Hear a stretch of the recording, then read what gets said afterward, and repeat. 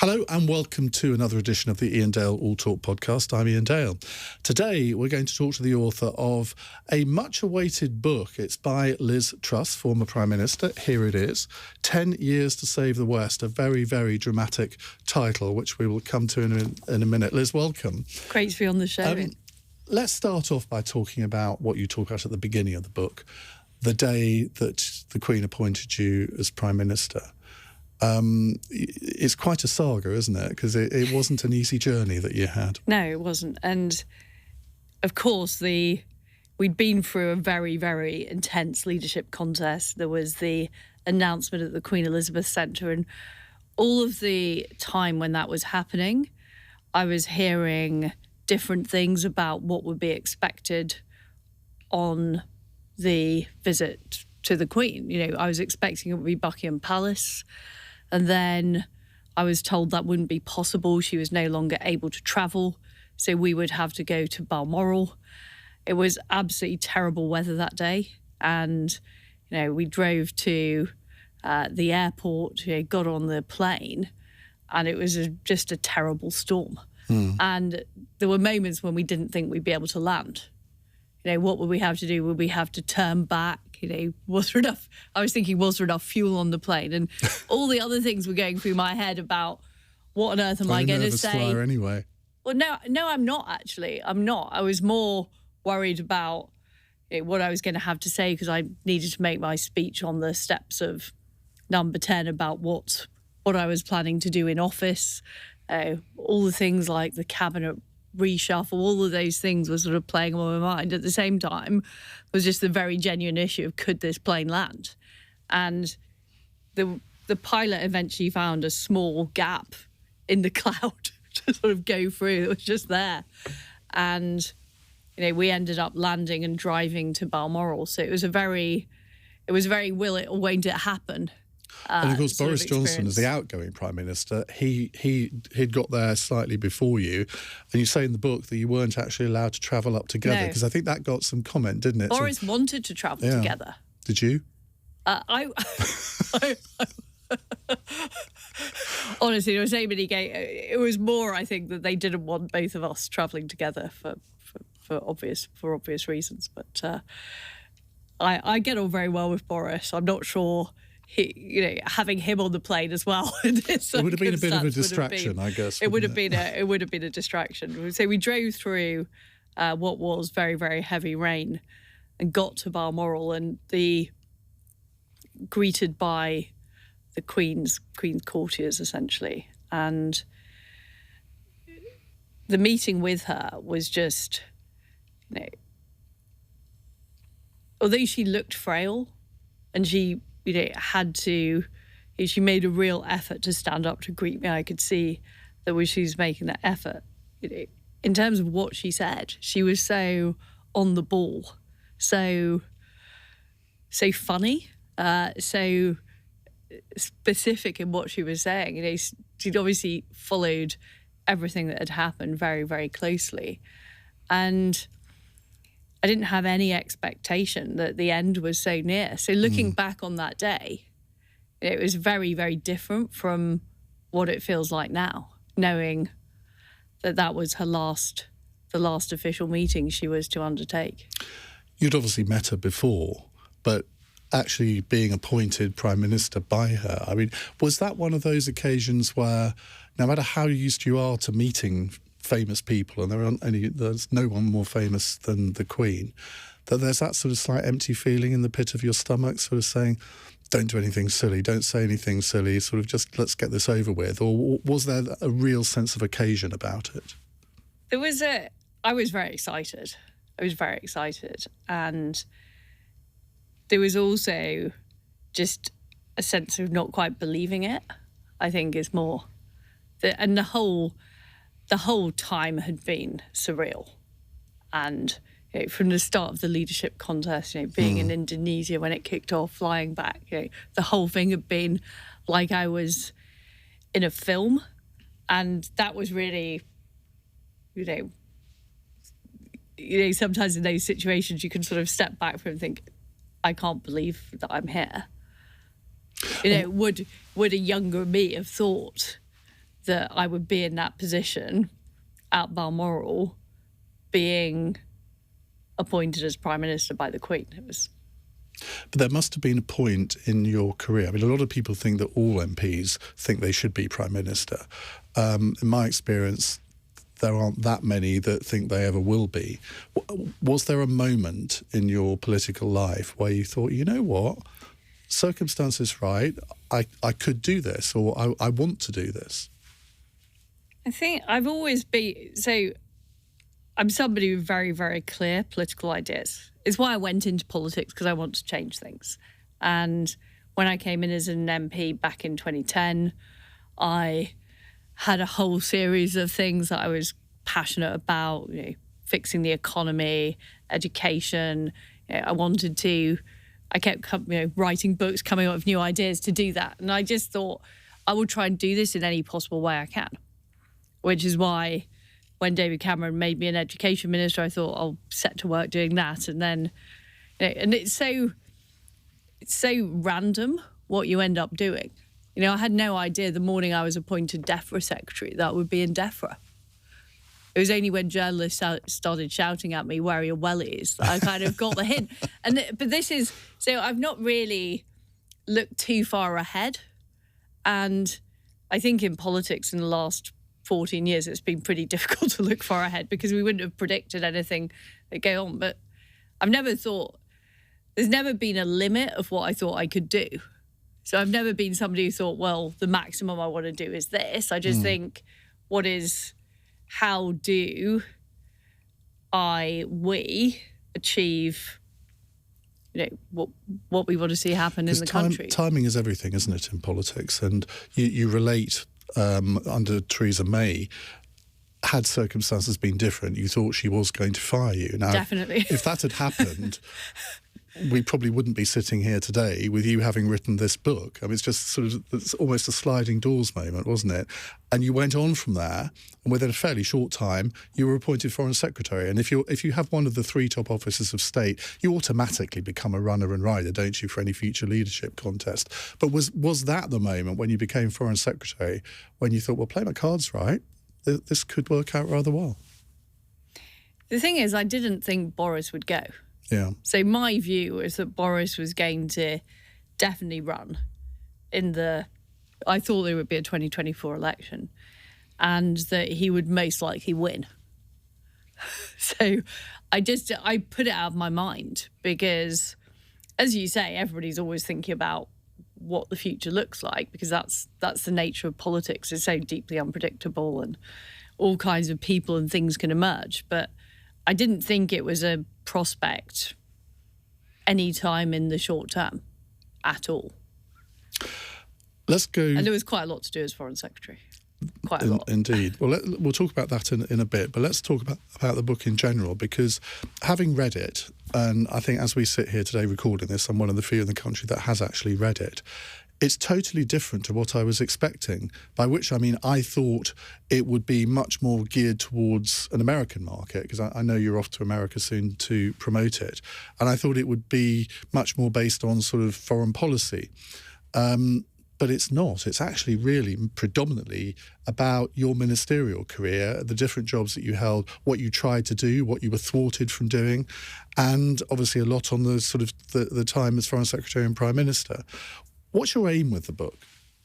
Well, the book is about trying to implement Conservative policies. And that is what it's about. It's about how I started off an optimist. I started off believing that if I got into the job, that with enough hard work, enough effort, the right policies, the right ideas, that I'd be able to get those things done. And I talk about my time in education.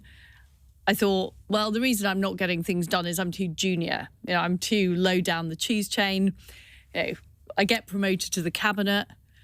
I see that actually, as DEFRA secretary, first of all, a load of stuff was controlled by the European Union, but there was also a sense in which I wasn't really able to achieve all the things I wanted to achieve. I saw the power of the lobby, et cetera, on getting things done. So what this is a book about is it's saying that delivering Conservative policies, it's not enough just to get the position. It's not enough just to have the right policies. That I think we now have a system problem with actually being able to deliver the type of policies that the public want. What I call popular Conservative policies. And that's why I do think it's relevant for not just the United Kingdom, because I see the same thing happening in the United States. I see the same thing happening in other countries across the free world, that a very powerful bureaucracy has developed that essentially has a particular groupthink and worldview. And a lot of my book is about my attempts to fight that groupthink. And frankly, a lot of the times I got knocked back. I was successful on some occasions, but on other occasions, most notably as Prime Minister, I got knocked back from doing that. So my message to Conservatives is we need to think about how we change the system. That we've ended up, certainly in Britain, with a system that is anti-Conservative in the way it thinks. And that is very, very, makes it, you're on a uphill path. You're in a very difficult position trying to deliver those policies. We'll come on to that in more detail in a moment, but there were points, and I think it's probably mainly when you were sort of a DEFRA and Justice, where reading the book, the way that you come across is almost as an observer, a commentator, rather than a participant. And I remember reading Chris Mullin's diaries, and he was bemoaning the fact that he could never get anything done as a junior minister. And I said to him in a similar interview to this, I said, I wanted to shake you because you were the minister. You could have had more of an impact if you had really driven things through. But you felt that the system was so stacked against you that you couldn't do that. I really, really tried 24 hours a day in. It's not... And I think a lot of people sit outside politics, and I've sat outside politics, and I've also looked at people more senior than me and thought, why on earth aren't they doing this? Surely if I was there, I'd be able to do this. I'd be able to crack the whip. I'd get things done. It's not like that. It's not like that. And one point I make in my book is how much power has been outsourced to so-called independent agencies, where you don't have much say as a minister over what they do and how they operate. Don't get me started on the Highways Agency. And also, but it's, Natural England, the Environment Agency, the Bank of England, which was given much more power by Gordon Brown, the Office of Budget Responsibility, the Climate Change Committee.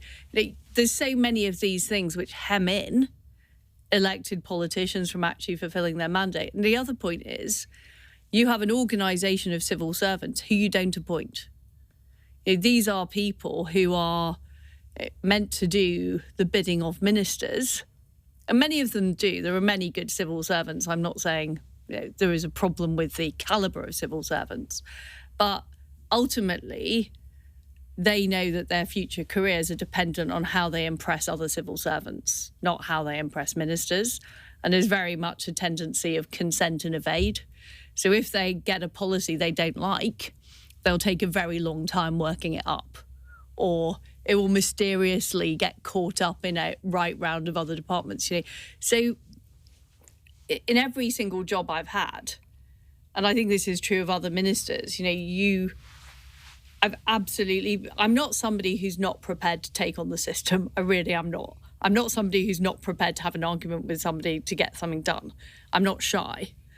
But I have found myself sort of banging my head against a brick wall and just finding that there are all kinds of legal restrictions, practice restrictions, just capability restrictions to actually be able to get those things done. And I get the impression you had a very different approach to dealing with civil servants than maybe some of your colleagues. I mean, Dominic Raab famously had a very fractious relationship in different departments with his civil servants. At one point in the book, when you took over from his foreign secretary, I think you realised that you had to adopt a very different approach. I've never with the been Foreign more Office. popular as when I arrived at the Foreign Office in. That's what Brandon Lewis says when he went to Justice as well. I'm not saying I'm the most popular minister ever. I think people find me quite hard work, but at the Foreign Office, I was certainly popular when I first arrived. Why do you think people find you hard work? Because I'm very, very demanding. Because I I want to get things done. I believe that's what ministers and politicians are there for. And I don't really accept excuses. I don't like things being late. I am a demanding person. I think anybody... I've got enough self-knowledge to know anybody who works for me say I'm very demanding. So I take that at face value. But that's how it should be, isn't it? I mean, you almost describe that as something that's unusual. But I mean, if you're not demanding, I'm as a cabinet unusual. minister, I am pretty demanding, Ian, I think. What happens? And driven. I'm a very driven. What happens person. when you don't get your own way? I mean, there's a marvellous anecdote in the book about you.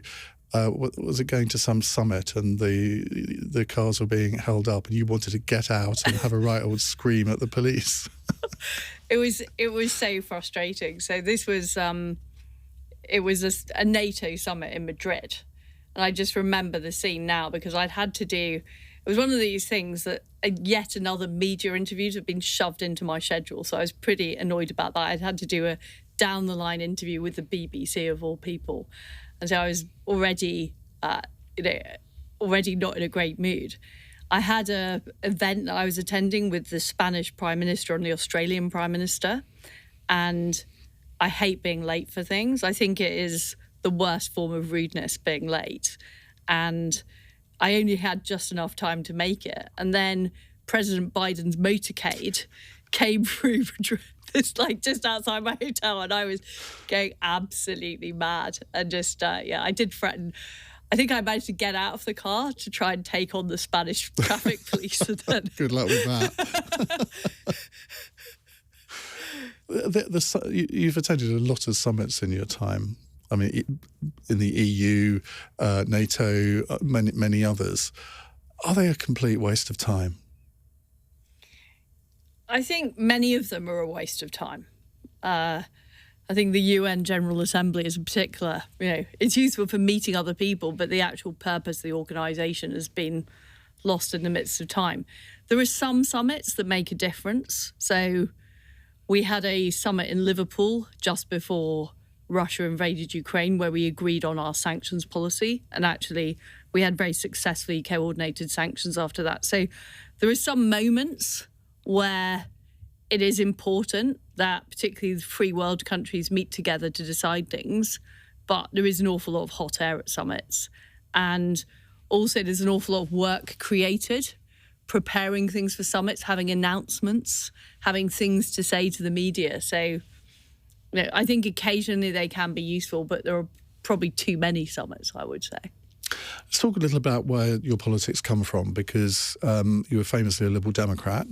I was a Liberal at the age of 16 until I heard Margaret Thatcher's 1978 conference speech, and that's what converted me. What converted you from being a Liberal Democrat supporter to being a Conservative? My parents were quite left-wing. My mum was in the CND, so my earliest experiences were CND marches. This was in Scotland, so people were very anti. Margaret Thatcher, pretty pro-Soviet Union, some of my mother's friends. It was the left of politics. They were involved in the Ecology Party, which was the forerunner to the Green Party. So I think I considered joining the Liberal Democrats a right-wing act at the time. And certainly in North Leeds, which is where we moved after that, it was the most acceptable form of being right-wing. And at the time, I railed against I saw quite a lot of political correctness in my school.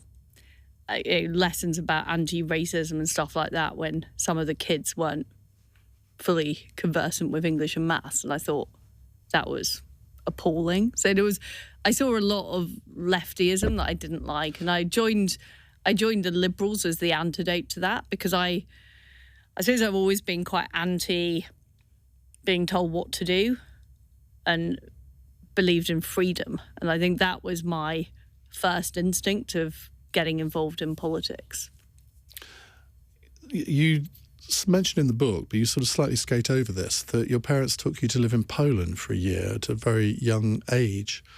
I don't remember. I was 2. Oh, you were 2? So it was in 19... No wonder you skated over it. It was 1977 and it was behind the Iron Curtain. I think they became a bit less keen on communism after a year in Poland in the 70s. I mean, what have they made of your political career?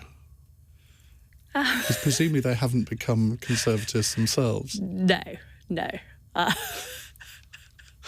Well, you must have some interesting discussions with them. I do. My mum in particular is very supportive of me personally, but I think, she doesn't agree. And we still have the same arguments now that we used to have when I was a teenager about the same things. So however much, I try and persuade her, we always, because and I think that's the thing about deeply held beliefs. And I find it hard actually to explain why I think what I do, because they are deeply held beliefs about our country. I'm a very proud patriot, about individual liberty, the role of the family. These are things I believe in very strongly, and to me they are self-evident. And you asked me why I became a conservative. I think there were two main reasons. Tax was one reason. I remember Charles Kennedy said that he wanted to put a penny on income tax for education. I thought the country's already overtaxed. I'd gone to university, I studied economics, I'd become a free marketeer, and I thought, why on earth are we advocating this? And the second thing was on the euro. I was very against the idea of the UK joining the euro because I thought it would hand power over away from our sovereign country. So those were the reasons that I became a conservative. But I think it was also because when I got to university and met conservatives, I saw that they didn't have two heads and they were actually okay people and they weren't all evil. So I've got a recommendation for a Christmas present for your mother. It's a book by John O'Farrell called Family Politics. It's only just come out, and it's a novel about two Leftie parents whose son comes home from university and says, Mum and Dad, I've got something to tell you. And they immediately see him, he's going to come out as gay. But he came out as a conservative. And the whole book is about how they failed to cope with the fact that they had a right-wing son. This sounds quite like my life. I think you should give your parents that book to read because it is absolutely phenomenal. Did it make it difficult for you to make a lot of headway in the Conservative Party, the fact that you had come over from the Liberal Democrats? So I got involved in local politics. I became a councillor. I got involved with the National Association of Conservative Graduates. First met people like Dan Hannan and so on then. No, I don't think it did. I was, I love talking about politics. I met lots of interesting people. I think it's fair to say that I've never been part of the Tory establishment. So people that, are brought up Tory and have it in their sort of their family for me, I'm more of I have found this from first principles. I believe in these things because they're right. Let's go back to talking So I've had to think about it, I think, a lot. About where power lies, because your predecessor, but one in South West Norfolk, Gillian Shepherd, wrote a book called Shepherd's Watch, which I've got a copy of it. It's an excellent book. I was very proud of that because I thought, what a great title. But the whole book, the premise of it is that she started off as a parish councillor, worked her way up to be education secretary, and she always felt that power lay at the level above which she had just reached. And even when she was in the cabinet, she thought, well, actually, no, the power is with the Prime Minister, not with me. That seems, you seem to have echoed that experience that she had, but probably more so in the sense that I think we understand a lot more about how government works or doesn't work at the moment. And having seen from the inside how maybe it doesn't work, certainly from a politician's point of view, what would you do to change it? If you'd had longer as Prime Minister, what would you have wanted to do to change that system? I think there are several problems which I identify. First of all, too much power now lies with the administrative state. And that's not to say that there's some evil genius controlling it all. I'm not saying that at all. In fact, it's very, very balkanized and atomized. But, huge power now lies with, whether it's all the regulators which have had mission creep like Ofcom, Ofgem, etc., with organisations like the Bank of England, with the Office of Budget Responsibility that now essentially sets the government's tax policy. So a lot of power has been outsourced, and politicians originally did this because they didn't want the blame for difficult decisions. It's much easier if the Environment Agency says, we're going to ban this, or Natural England says you can't build a road here because of bats. Yeah. But in fact, all that's happened is people are frustrated that politicians can't actually do things. My constituents often complain to me, well, why can't you stop Natural England doing this or Environment Agency doing this? The answer is, I have no power over what actually happens. So I think the growth of the bureaucracy and the power of the administrative state has been dramatic in Britain. And it started pre-Blair. And it started under John Major, didn't it? With the creation of the different agencies. Exactly. But Blair turbocharged it. He created the Supreme Court and created the Judicial Appointments Commission, a quango that appoints judges. He put the Human Rights Act into British law. He created a lot of the legislation around climate change and the Climate Change Committee. So a lot of these things were created under Tony Blair, and then the Conservative government has since added to them. It was George Osborne that created the Office of Budget Responsibility. But I think what you've also... And you seem to see that as the root of most of the evil. It's partly the agencies, but it's also the civil service have become less accountable to ministers. And there's more activism in the civil service than there ever was in the past. And the number of... Even just this week, we've seen former Foreign Office civil servants complaining that ministers have too much power. We've got Sue Gray, who was the civil servant that investigated Partygate, now working for the leader of the Labour Party.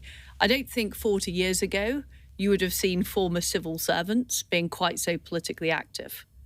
And what you also have just in the sort of grassroots of the civil service are networks of identity politics related civil servants, pressure. So I think the state has become more left wing, the apparatus of the state. I think there's been more capture by leftist ideology, and there's also more power just completely that is unaccountable. The second thing I was going to say is about the actual ability to do a job as a minister and a politician. I spent 49 days as Prime Minister, as you know. The sheer amount of media that's required, the sheer amount of administration that's required, the expectations have grown on people doing those jobs as well. So you've got increased expectations, but actually less power to get things done. And I think that is a difficult combination. I mean, the way you're describing it, it's almost as if it's unreformable, that it's gone so far that it's very difficult to pull it back. Nothing is ever unreformable. And I think it is reformable, but the part of the purpose of writing the book is to say to people, we need major system changes to the way we run the government in Britain.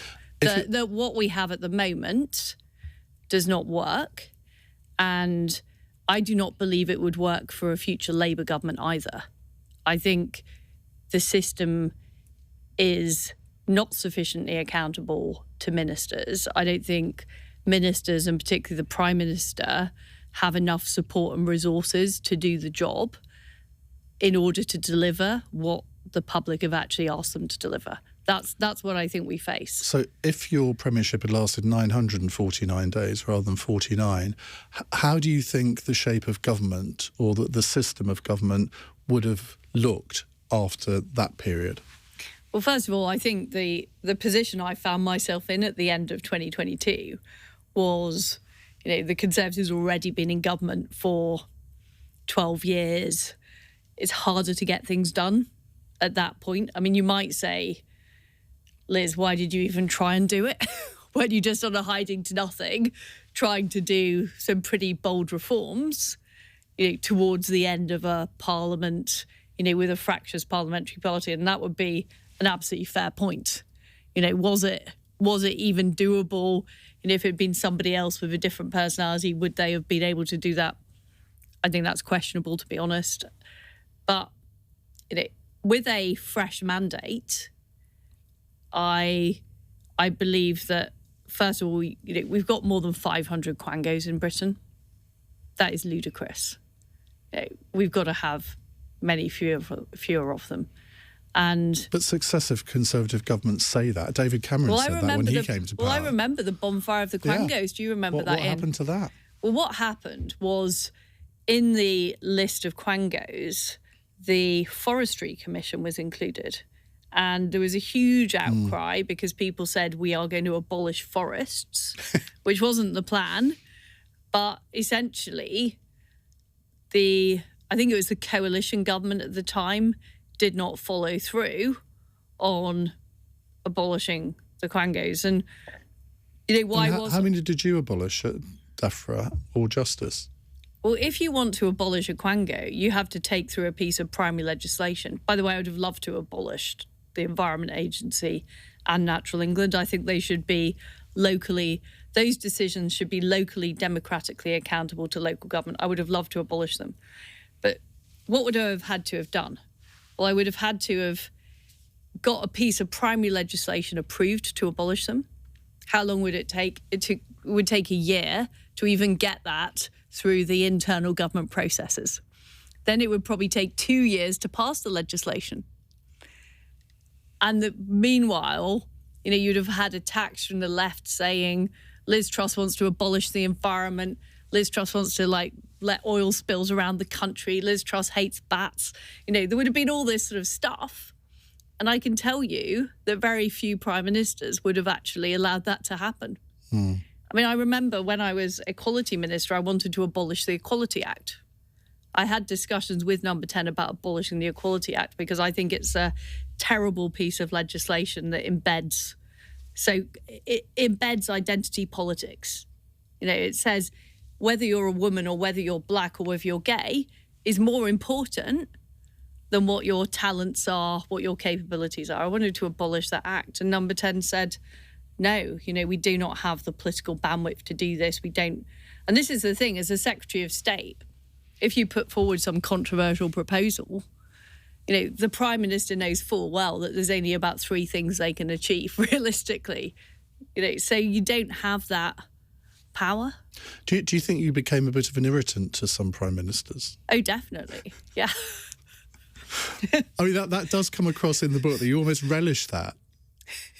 Well, what I found over having been quite a long-serving member of the cabinet was the only way. You were the longest serving at one point, weren't you? Yeah, I think I'm the longest continuous serving. But the only way of getting things done was often to bounce the Prime Minister into doing it. That was the only way of getting and bugging them continually. Which you were very good at, particularly with Boris Johnson. Yeah, I just bugged him continually. To the irritation of his advisors. Yeah. I had his phone number and I used it quite a lot.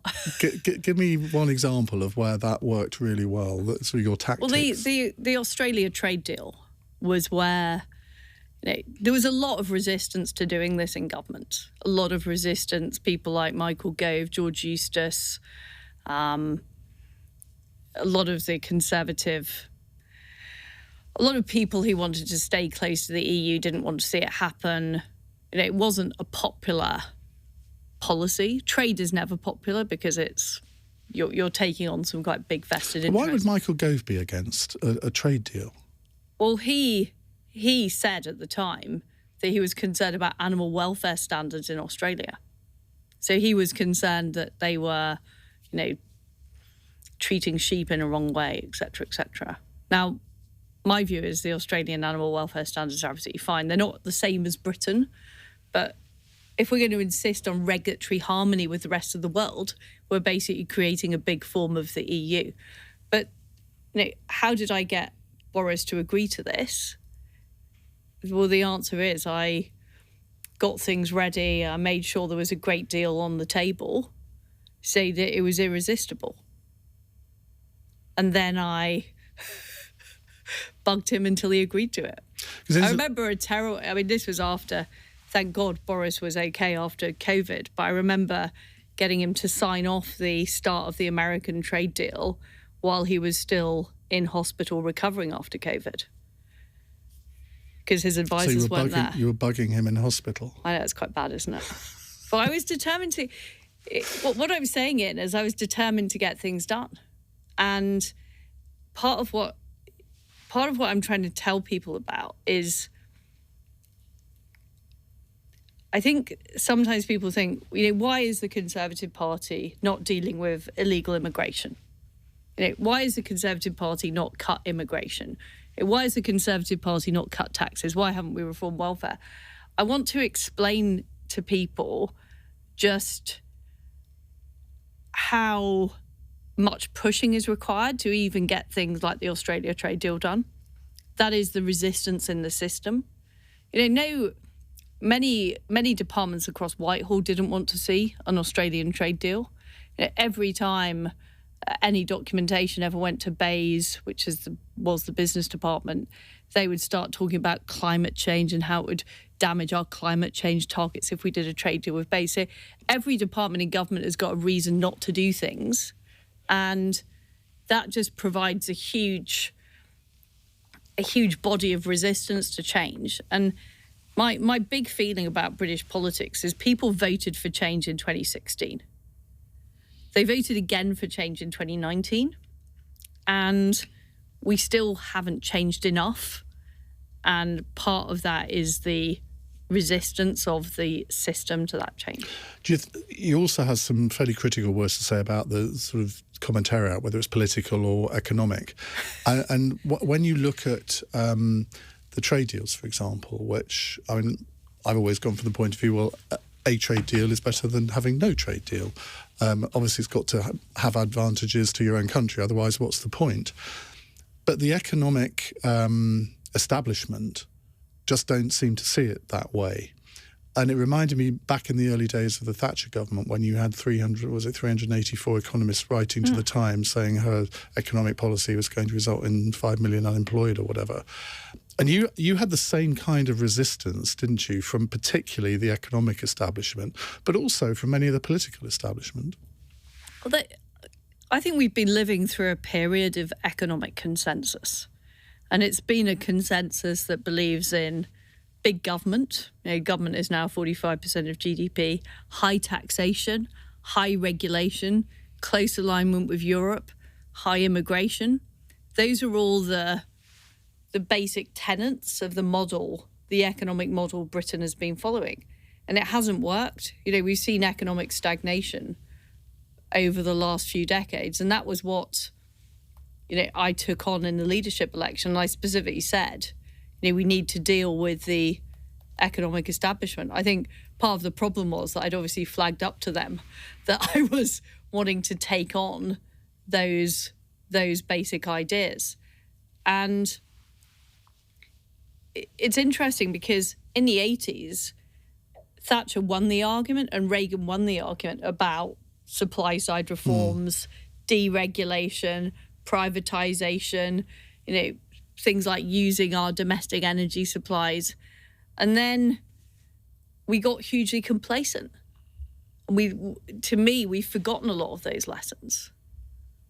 And that's something that is evident in the book in many chapters, where you're almost seeking to remind Conservatives what being a Conservative actually is, what it means.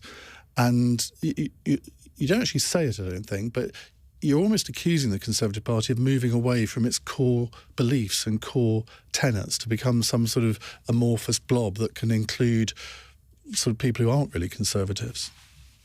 Well, I think that we Conservatives have failed to make principled arguments for quite a long time. So we failed to argue for the free market economy. We've accepted a lot of the sort of social justice rhetoric of the left. We accepted sort of distributional economics. So I remember George Osborne boasting about how we've sort of rebalanced and we're making sure the poorer are better off relative to the richer. But if you're making everybody poorer, that is going to be true.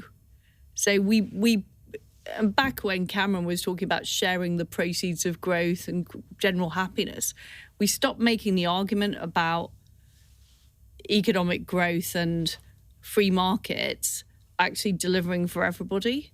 Instead, we've aped some of Labour's rhetoric on redistribution. And in my book, I say the biggest argument I think we haven't made is against the climate change extremists. We've adopted a pretty ruthless net zero agenda, which in my view is damaging our economy. And do you believe in net zero?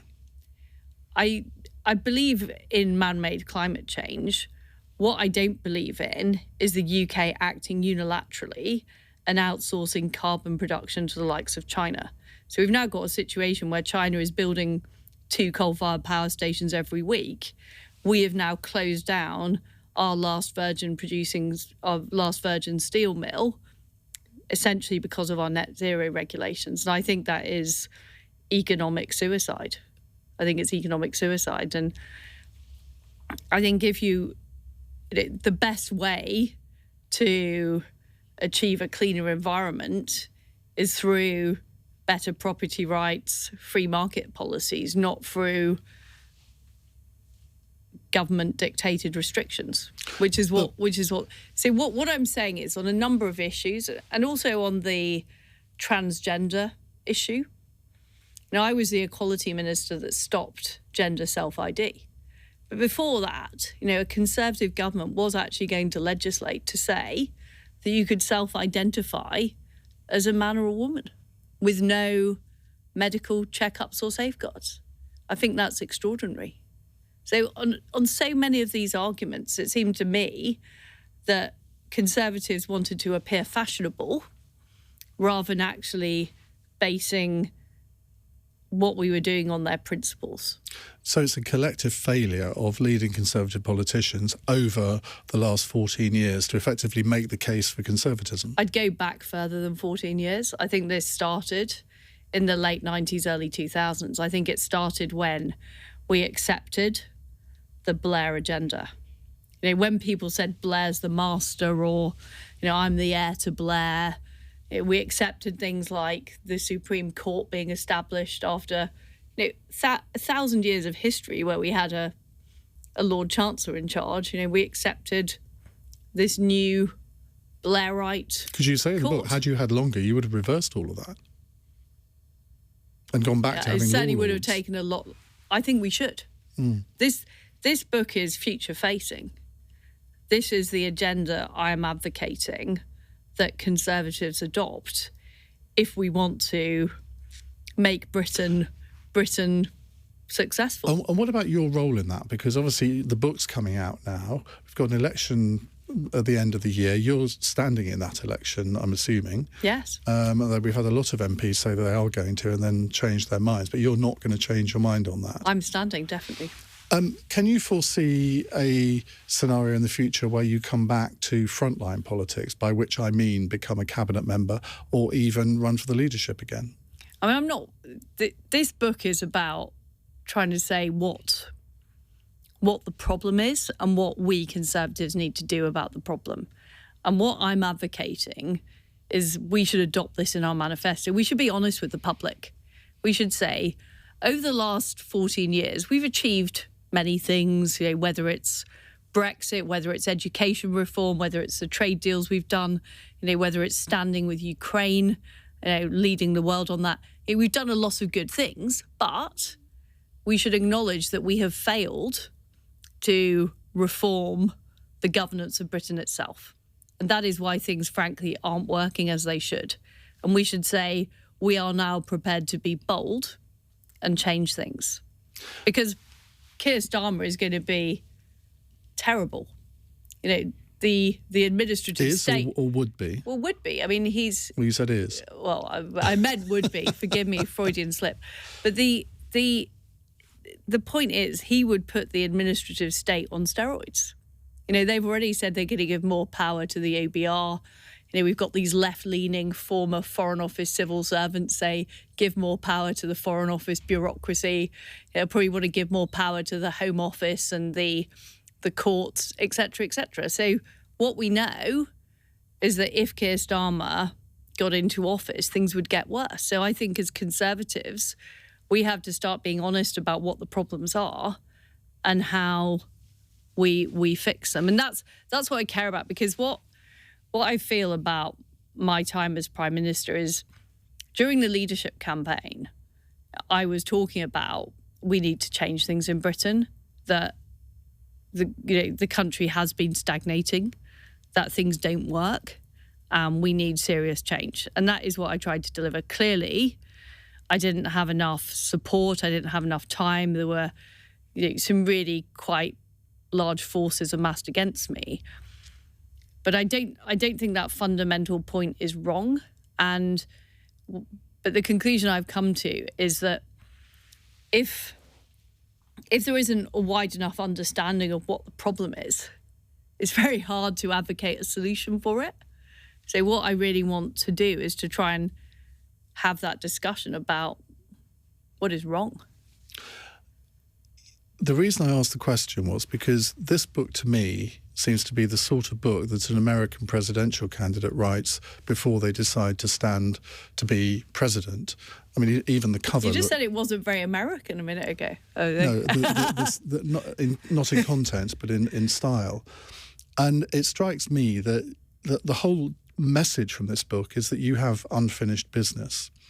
And I wonder whether you still have that sort of political spark, because the book indicates that you do, that sees a prominent role for yourself, not as a commentator in the future, but as an active participant.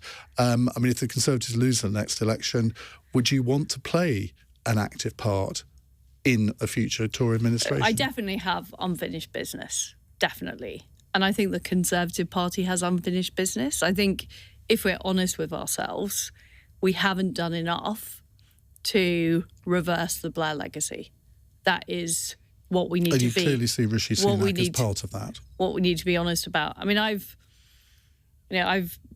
said what I've said about Rishi Sunak in the leadership election, and I say more in the book. I think the problems go much wider than any one person. They are about what the Conservatives stand for. And that's what I'm interested in, because unless we have a Conservative parliamentary party that is committed to that kind of reform, it's very, very difficult to deliver. So what do I want to see? I want to see more Conservative candidates coming forward who believe in these ideas and understand the need to change and are really committed Conservatives. I want to see a flourishing of Conservative ideas. In the 70s, after you had the post-war consensus, you then had new ideas emerging, new people putting those ideas forward. You had an intellectual argument. And one of my many frustrations with the media is I don't think these ideas are talked about enough. And I think people love talking about who is going to be a future leader of the Conservative Party or who's up, who's down, rather than what do we actually need to do? Well, we've spent a long time in this interview talking about ideas, but... well, you're an exception, obviously, Ian. Allow me this one gratuitous Westminstery question. I mean, given what all the polls say, it looks unlikely that the Conservatives can win the next election. Now, I mean, who knows what might happen over the next 6 months, but time is getting short.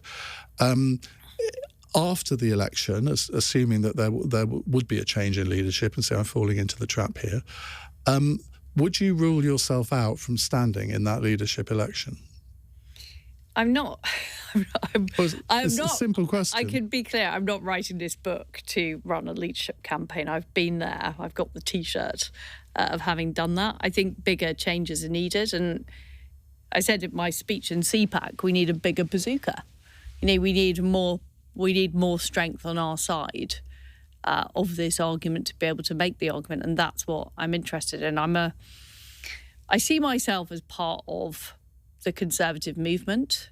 We've set up the new organisation, Popular Conservatives, advocating these ideas, and that's what I want to do. I want to build the support for those ideas, and I think once you have enough support for those ideas, enough understanding of what the problem is, then people emerge who are ready to take leading roles. But I don't feel we're there yet. But I know you haven't ruled it out. Well, it's never wise to rule anything out in politics, is it? What were you thinking of speaking at CPAC, which is a very strange organisation? I've been to it a couple of times, but I mean, probably 15 years ago. And you appeared on platform with Steve Bannon and didn't counter him when he described Tommy Robinson as a hero. You stood there mute. Why? Well, to be frank with you, Ian, it was a very busy sort of environment. I didn't catch all of what he was saying. I obviously don't support Tommy Robinson, but what I'm not going to do is respond to some BBC journalist chasing me around and shouting at me.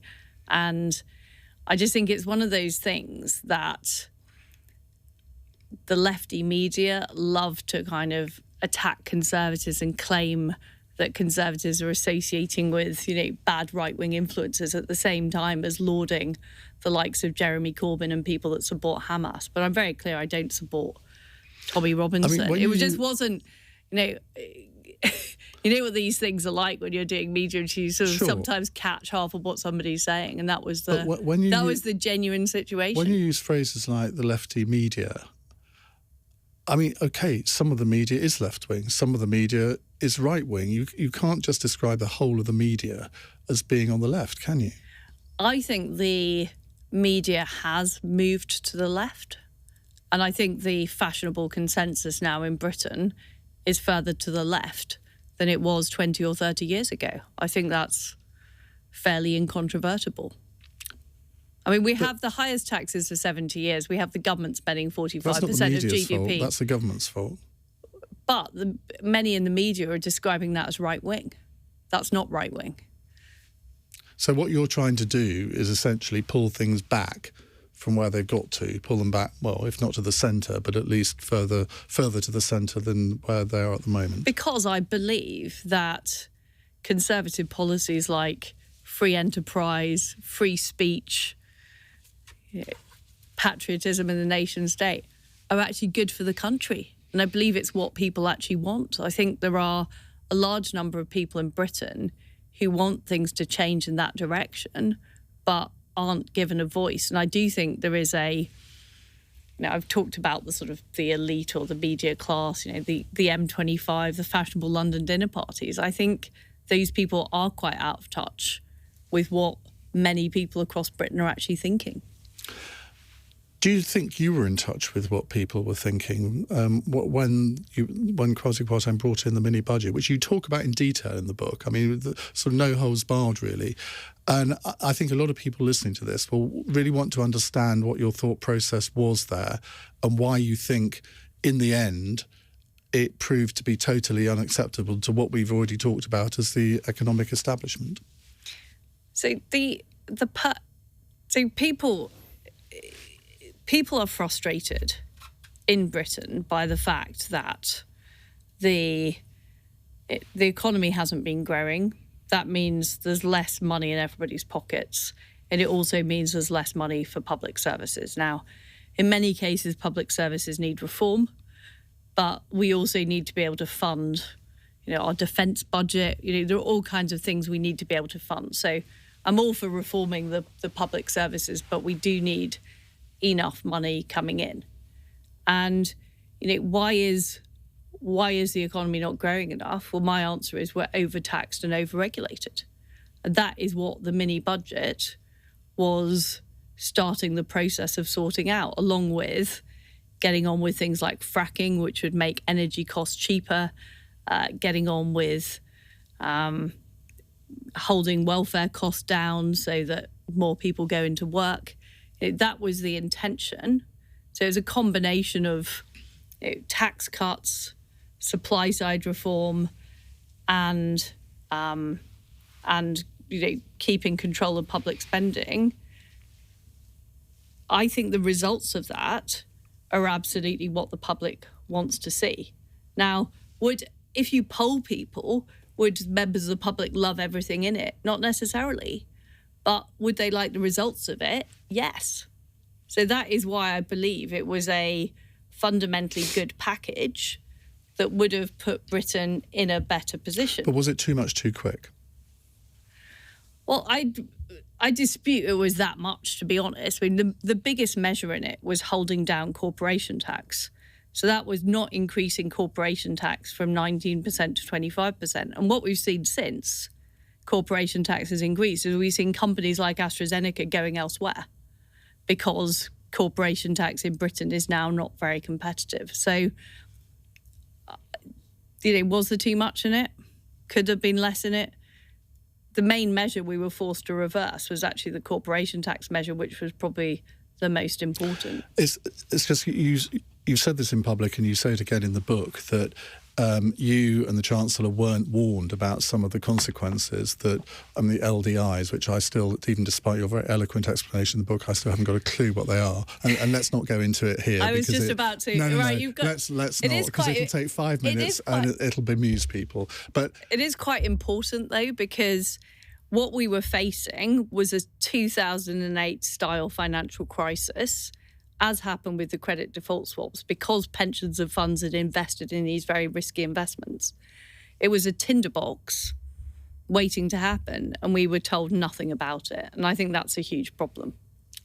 So even quite a small change can have a knock-on reaction if...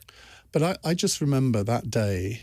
I was on a flight to Jersey to speak at a literary festival. So there was no internet, so I couldn't actually follow what Kwasi was saying. And I got off the plane, scrolled through the announcements, and my immediate thought with my grade E economics A-level grade was the markets aren't going to like this. And I'm thinking afterwards, well, if I could work that out as somebody who's basically an economic ignoramus, why couldn't all these clever people in the Treasury and Downing Street work out that all of this altogether was not going to provide the results that you as Prime Minister wanted?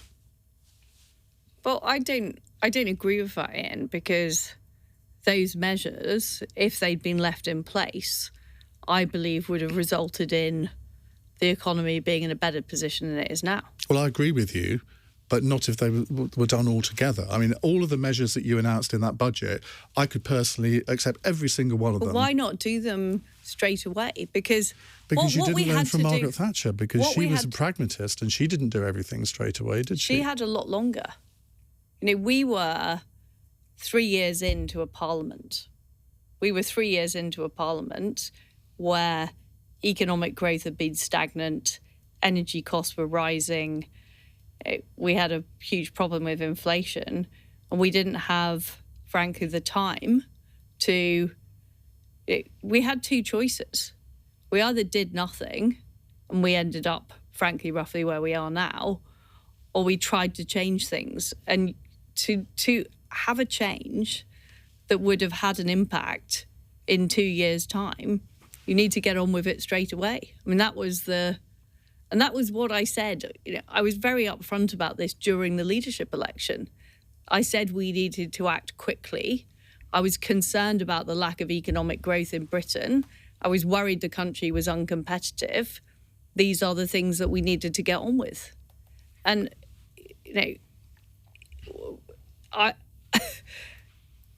I didn't know about the LDI thing, so I was very surprised at the chain reaction that created. And I think that is something that the Bank of England has not been held to account for.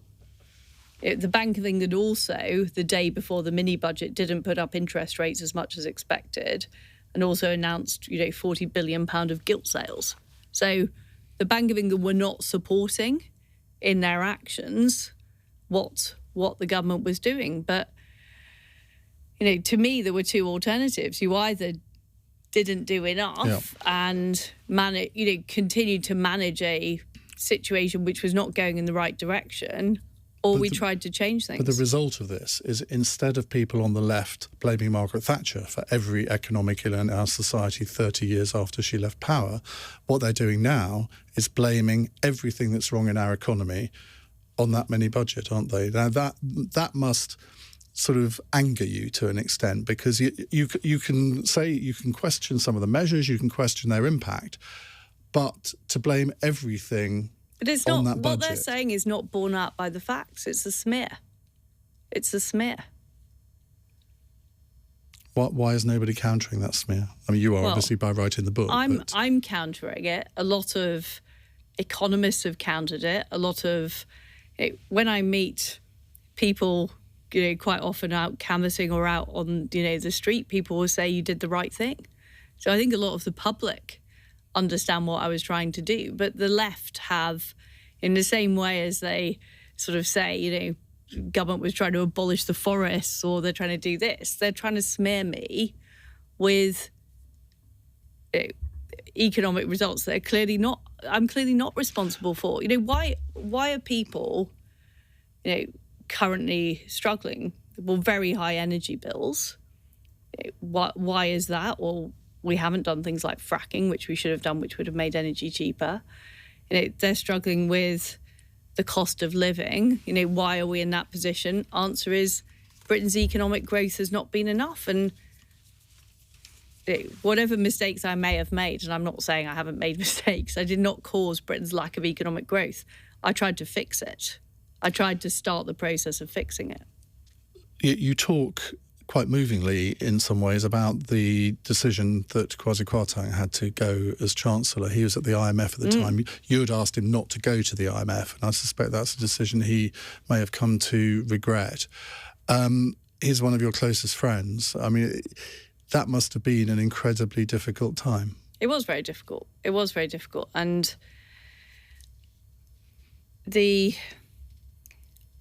I'd been under intense pressure. That week, the Office of Budget Responsibilities budget hole was leaked to the press, saying there was a massive gap. I was under huge pressure to reverse the policies, including indirectly from the Governor of the Bank of England.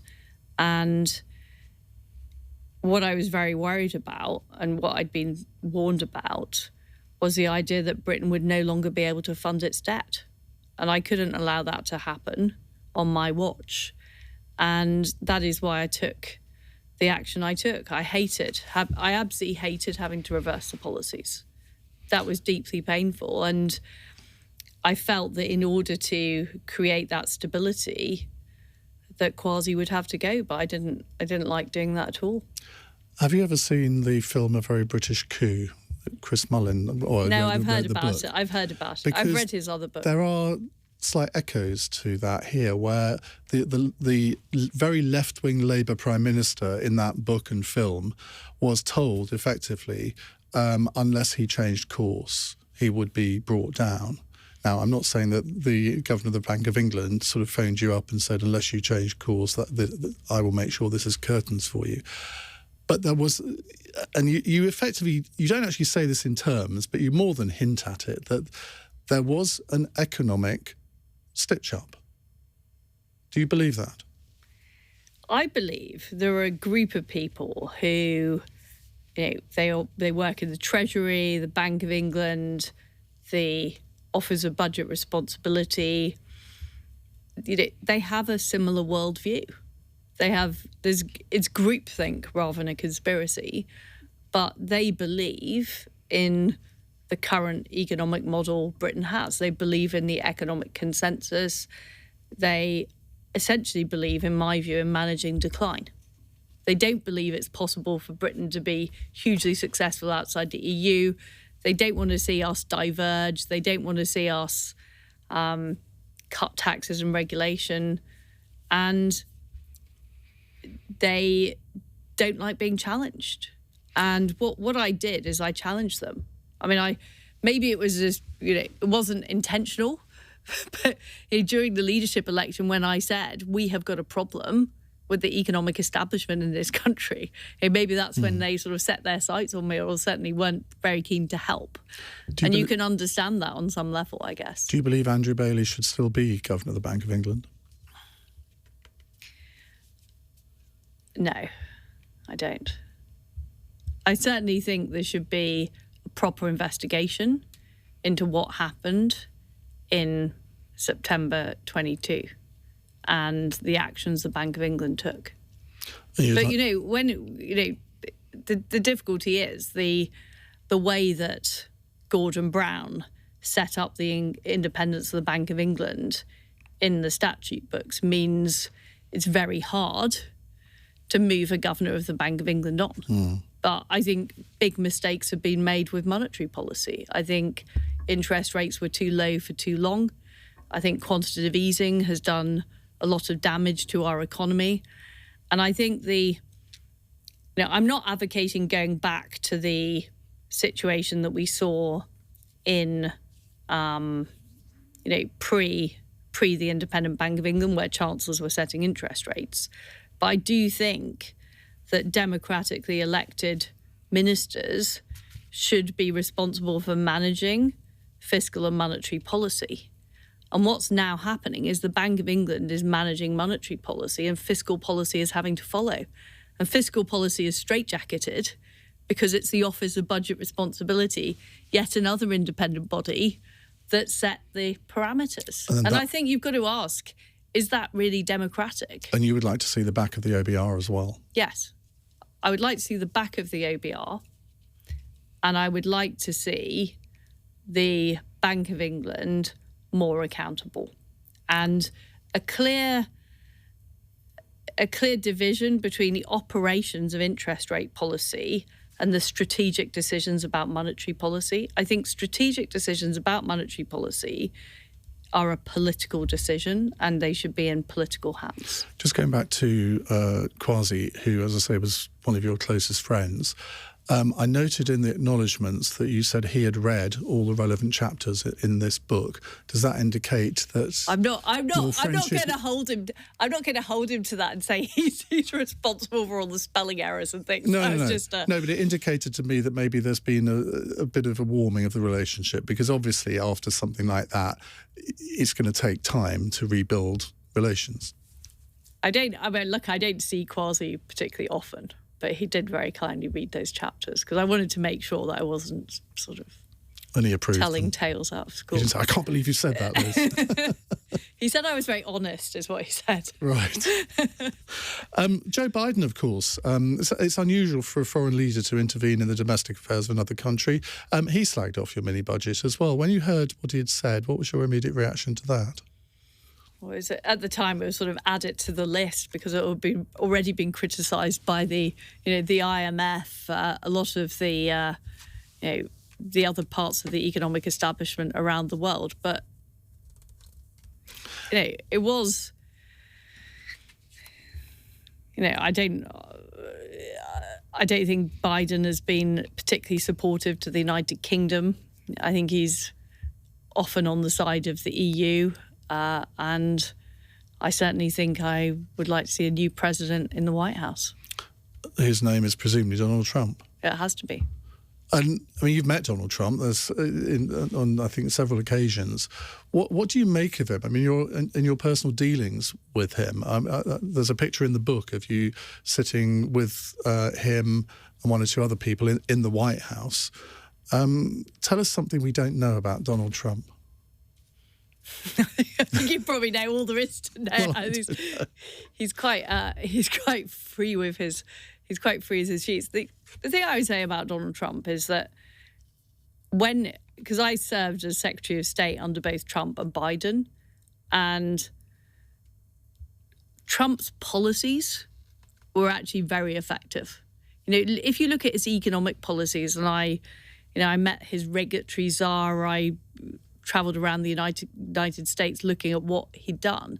He cut regulation, he cut taxes, he liberated the US's energy supply. And this is why the US has had significantly higher economic growth than Britain. And in foreign affairs, he was more effective at preventing aggressive regimes expanding. But I think we'd be in a different position if he'd got re-elected in 2020. Now, Rachel Reeves seems to be pitching herself as Labour's Margaret Thatcher, a comparison that you haven't been averse to in the past. Are there any aspects of what she's saying that you can get behind? Not really, no. The one thing that she and I seem to agree on is that Britain needs more economic growth, but Labour have got no analysis about why the economy isn't growing. They've got no analysis at all. I mean, I agree that the planning system needs to change, but they said nothing about what they're actually going to do and how they're going to change it. They don't admit that our regulatory burden is far too high. I mean, small businesses in Britain are struggling because of the burden of red tape. They've got nothing to say about that. They've got nothing to say about our tax rates. And they've got nothing to say about public sector reform. So I think it's a very empty prospectus. What about Reform UK? Because in some ways what they're saying on economic policy seems to me to be more up your street than current Conservative Party economic policy. They're only 5 or 6 points behind the Conservatives in a poll out as we're recording this today. You ever given any thought to maybe dicing with Tice? The Conservative Party is the party on the right of politics. The reason that Reform are doing well at the moment is because we are not laying out a clear enough Conservative agenda. If we lay out a clearer Conservative agenda, then more voters who want to see those changes in Britain will flock to us. To me, that's quite simple. The history of third parties in British politics is not great. What we need to do is focus on how the Conservative Party needs to change in order to win. That's what we need to focus on. But there's no time, is there? That's the problem. There's only 5 months, and if Rishi Sunak and Jeremy Hunt haven't changed by now, they're not going to change in the next 5 months. This is why I'm advocating being honest about the situation we're in now and saying to people, yes, we got these things right, we got these things wrong, this is what we're going to do, rather than pretending everything's fine. I think that would be a better strategy from where we are now. Now, it is why I tried to do things quickly to try and turn things around when I was in number 10, because I was fearful of a situation of us not delivering things. Rwanda is another issue which I think is coming back into the Commons next week or the week after. Do you now regret being behind that scheme? Because it's not going to prove a deterrent to anyone, is it? Wouldn't it be better just to abandon it now? I don't regret that. I think it is the right policy. I think we should be looking for more partners to, could have similar policies with. But ultimately, there does need to be a deterrent. The issue with the Rwanda policy isn't the policy.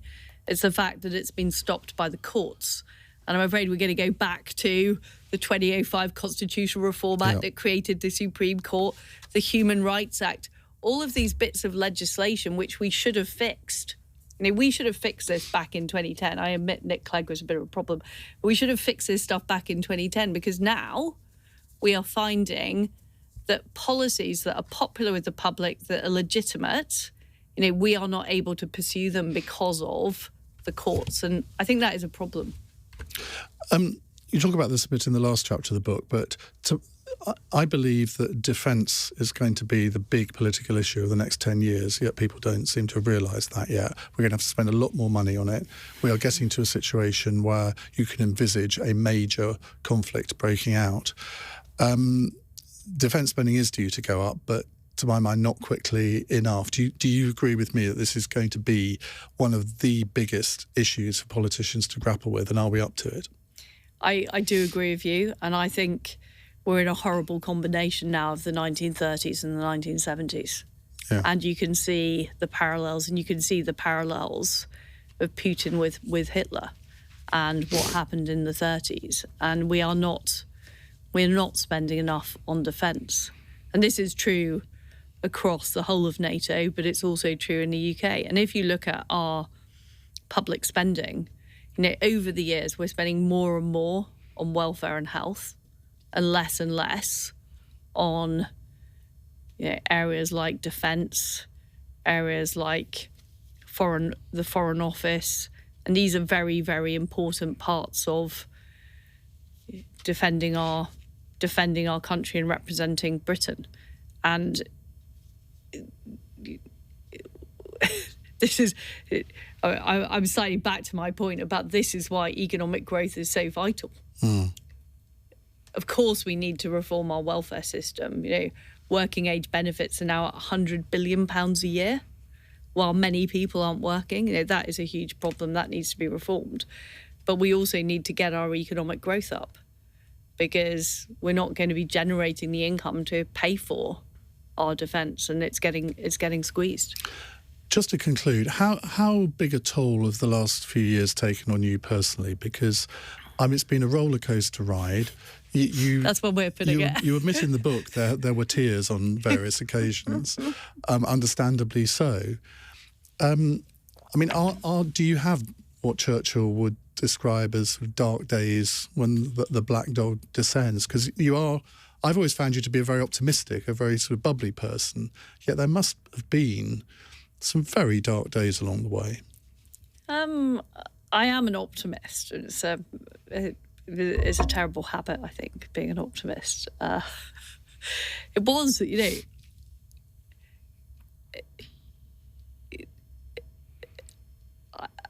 I don't regret doing it.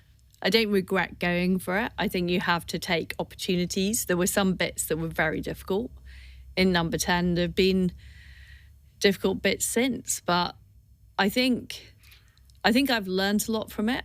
This is what I feel, and this is why I don't feel like I've finished talking about it, because I think, even though I was there for a very short period, the things I learned during that time, I think it's changed my perspective. It's changed my perspective on how big the problem is and what we need to do about it. You talk about this briefly in the book, but during the leadership contest, there were all sorts of lurid rumours going around about you, which, I remember at the time thinking, well, people are going to think, because there were so many, they're going to think, well, where there's smoke, there's inevitably fire. Did that get you down? Not really, because I shut that stuff off. I think the way I coped with a lot of what was going on during the leadership election is just be totally tunnel vision, just think, how am I going to deal with this debate? How am I going to deal with, this hustings, whatever. And the whole process was utterly ludicrous. I don't think it helped, frankly, that we had the circus going on before I even got into Number 10. But I think the trouble is that because I cut myself off from that, I probably cut myself off from what was going on, because it's the only way you can cope. Or if you listen to if as a frontline politician, you actually listen to the crazy comments people make, or read what people say about you on Twitter, you will go mad. You will go absolutely mad. But the consequence of that is, it does diminish the amount of engagement or sort of sense you have of what's going on. And my experience of Number 10 is it is very isolating, because you as a building, it's a bit like a fortress. It's very difficult for people to get in and out, and it's also just very difficult to communicate with the outside world and filter out the sort of malevolence from. And how have your kids coped with it all? Because they're quite, what was it, 16 and 13, I think, are they? So they're now, France has just turned 18. Right. And Liberty's 15, so. But, it seemed to me as though you tried to isolate them from as much as you possibly could, but given that they were both at school at the time, we all know school kids can be the cruelest of any. How have they survived it all? Well, they're a very, I think the school has been really excellent, actually, and they're, they lead quite normal lives, which I think is good. Although one of them said to me this morning, he said, "It's not very normal, Mum." So it's like I said, "I'm sure." So but they've always been part of my political doing. So they've kind of seen they've seen a lot. I think I always tell them it's a character building experience. Maybe that's And character building experience is also our quickfire questions, which always come at the end of these sorts of interviews. I bear no responsibility for them. Corey's written them all. ECHR, in or out? Out. Without reservation? Out, yeah. Okay. The naughtiest thing you've ever done? I can't and don't say run through a wheat field. I don't think it's worse than that, but I don't think I'm not saying anything else. Okay. Night in or night out? Night out. Where do you like going? What do you like to do on a night out? I like going restaurants, pubs, that sort of thing. Last time you cried? Oh, yesterday. Why? Worried about my book, I think. I get the feeling that's not quite the truth. It is the truth. Really? It is the truth. What were you worried about? Do you worry about the reaction it's going to get? Because let me warn you now, as a former publisher, in fact, I used to own the company that has published your book, you will get some terrible reviews for this book by people I'm not planning to read those ones. Or by people who haven't read a single word of it, but they're reviewing what they think of you as opposed to the book. And that will be the overwhelming majority, because that always happens with this sort of book. So, yeah, don't bother reading those. I always have other people read things for me, Iain, so I don't get exposed to vitriol. Describe your legacy in 3 words.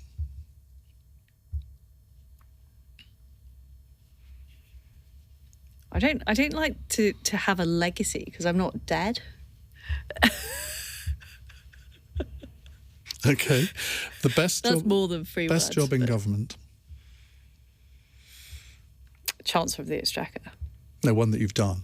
Oh, the one that I've done. Prime Minister.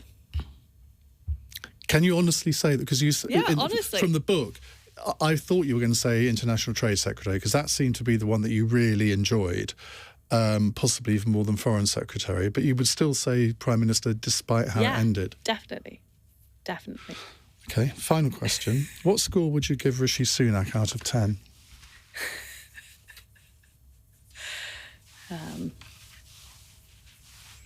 don't think I can answer that. Oh, but you so want to, don't you? Liz Truss, thank you very much indeed for joining us. Liz's book is called 10 Years to Save the West. It's published by Bite Back, and it is out tomorrow. That's when this is going to go out. Liz, thank you very much. Thank you.